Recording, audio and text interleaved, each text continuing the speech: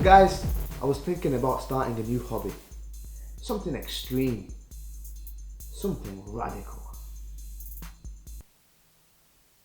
In the extreme?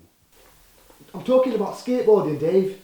He's been looking at me like that all day, because I was going to talk about how hypocritical and extreme the whole right-wing conservative approach to this whole world is.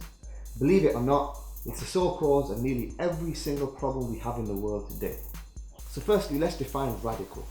Radical isn't even a bad word. As an adjective, it means change or action relating to or affecting the fundamental nature of something.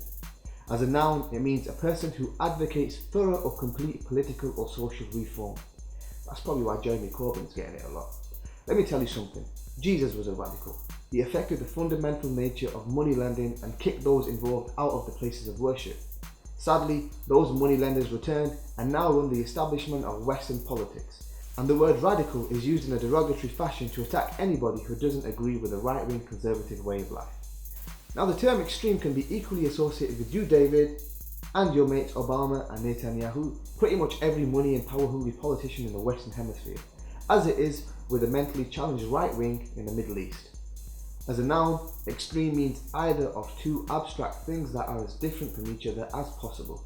An extremist is somebody who advocates their political agenda through violence and other extreme action. The reason I say political and not religious is because it's always political. Supposed religious groups like ISIS and previously the Jewish Irgun politically and economically benefit from their extremism. The Irgun ethnically cleansed Palestine, created a state on stolen land and now receive billions of pounds in welfare. The perpetrators, Zionist Jews, members of Menachem Begin's Irgun terrorist network. I think it was one of these acts of violence that ahead of its time, in an era before CNN, before instantaneous news, was choreographed precisely to attract international attention. We were a minority, but we were a minority with a clear ideology that we must have a Jewish state. It seems ISIS are doing a fairly similar thing to achieve a similar goal. But the biggest thing to note here is that Dave is doing the exact same thing, but because you elected him, he, with his predecessor and his peers, can be a legal extremist. See, the term extreme as an adjective means the furthest from the centre or a given point. When they have the political, elected and corporate power to choose that given point, and the mainstream media lapdogs their interpretation, then they can commit acts of terrorism, acts of extremism up until that given point, while staying within the confines of their own law. Because at the end of the day, they make them.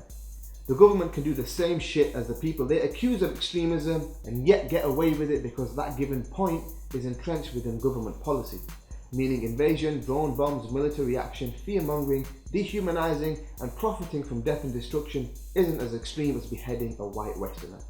All because Dave and his pals have defined that given point of extremism.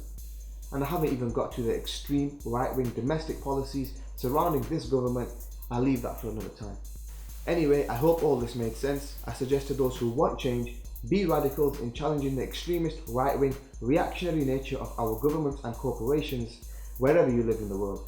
They don't want peace, they profit from conflict. But for me, peace out.